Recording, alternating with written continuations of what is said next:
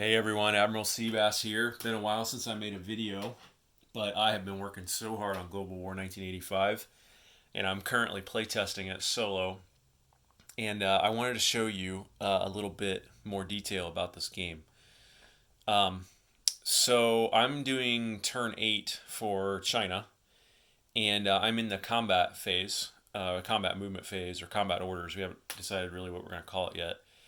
Um, and I want to show you China's combat moves. So Um, China's at war with the Soviet Union, but not with the U.S.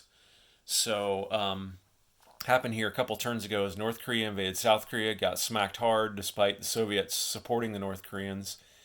That aligned the South Koreans to the U.S., and then they jointly pushed back in and took out North Korea. Um, North, U.S. doesn't have any victory points in China. The only real victory points over here for the U.S. are to protect South Korea, Japan, and Taiwan. And so China's not really worried about the U.S. moving in to mainland China yet. But China is trying to push on the Soviets, and the nukes have been flying here. You can see here that the Soviets have nuked the Chinese here, and Chinese have responded in turn. And so uh, the China's real objective here this turn is to try to relieve the pressure on Vladivostok. China owns Vladivostok here and has four um, main battle tanks, MBTs, in Vladivostok, and they have an anti-aircraft here. Problem is they're out of supply. So because Russia came back in and took northern Manchuria last turn, so these units cannot combat move and they defend at one or less. So China has to take back northern Manchuria here from the Soviets in order to open up that supply path to Vladivostok. Um, and there's no air base here, so they can't air supply it. And there's a shipyard here, but there's a Soviet ship here, a nuclear attack sub. And so China's going to try to take that out too. So let me show you the combat moves. So first of all, this guy right here, this is a naval strike fighter. Think tactical bomber from 36. But it can land on carriers and it has good ship target select. He's going to go 1, 2 like this, and he's going to try to locate and take out that sub. Um, so he's going to have to roll for detection to do that. Let me do that off screen really quick, and then I'll be back. So he failed his roll, and imagine what that was naval aviation anti-submarine units trying pinging away with their active sonars trying to find this guy, but he stayed hidden. If they had found him, we would have placed this sub detection marker here, which Doug made for this game to denote that he could make an attack against that sub. But he didn't get the roll he needed, so he can't attack him. Now, there's other ways this guy's actually pretty bad at detecting subs. If you really want to detect subs and attack them, you need something like a task force or you need an air base next to the C zone. And there's other ways to do it too. But I did want to show you that. So that attack won't be able to be made. The big one though here is northern Manchuria. And so China's going to move in here. Again, it can't use these units because they cannot combat move because they don't have a supply path. So let me move these Soviet guys back here. And there's no terrain here, which is good for the Chinese. So they're obviously going to move in this light infantry. And light infantry are just normal infantry like you're used to from Global War. They attack at 2, they defend at 4. We call them light infantry because that's a more 1980s appropriate term for them. By the 80s, infantry had evolved to mechanized units mostly, and also mechanized units embedded into armor divisions as well. So truly light foot infantry were somewhat rare globally. Of course, the Chinese still relied on them heavily, but light infantry is the more appropriate term for the 80s. This main battle tank will, of course, come in here as well. And then here's something new for 85, and this is a concept that was developed by Doug and Will in 2025. See these 3 airborne infantry here at this major airbase, which is undamaged. Airborne infantry can either ride into combat on helicopters, like this one here, which is out of range, to get them up here, or they can engage in airborne assaults from air bases. And so a major airbase can send up to 3 airborne infantry on an airborne assault up to 3 zones away. Now, I'll be honest, China built these guys to try to maybe get into Taiwan before the end of the game, but circumstances have changed, and these guys can go 1, 2, 3 up here into northern Manchuria. And imagine these are paratroopers dropping from aircraft into this battle up here in northern Manchuria. And then, of course, this other naval strike fighter will go 1, 2, 3, and he will support this. And then this is a supersonic bomber. So think strategic bomber from 36, but these were much faster.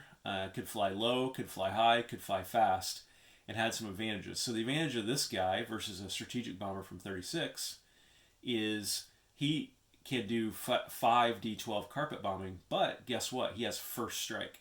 So he flies in there low or fast and does his carpet bombing before anybody really knows he's even there. So he will move in here too, like that. And I'm going to move this anti-aircraft in here as well, either to take for a casualty or if I win, he'll be there to protect my troops from aircraft that could come in and try to strike them. And I think that's all I can get in there. And then over here, what I wanted to show you was a couple of other concepts that we can do in the game. So surgical strike, in 36, how you can do carpet bombing of just, infantry and land units just sitting there in a zone undefended. Well, in this game, and because in the 80s it wasn't just bombers that did that, it was fighters and stuff too. We have a concept called surgical strike. So this fighter can go 1, 2, and he can do a surgical strike on that stack of 4 light infantry right there. And let me back this up a little bit in Novosibirsk.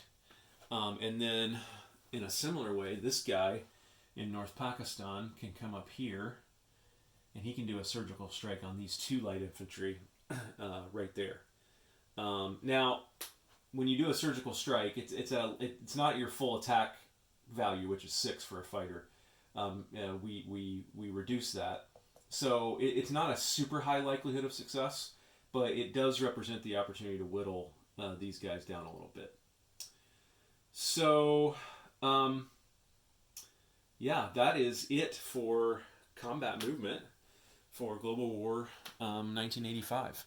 And I wish I could show you how I would resolve this battle, but even though we're pretty happy with where the battle board is, it's still in a very somewhere between alpha and beta version. And so it's functional. I just don't like the way it looks yet, and I want to wait until we get something a little better designed from a graphical standpoint before I show you that. But rest assured, this guy who's doing carpet bombing will be using tactical nukes in combat, which will double the number of dice. So he'll roll 10d12.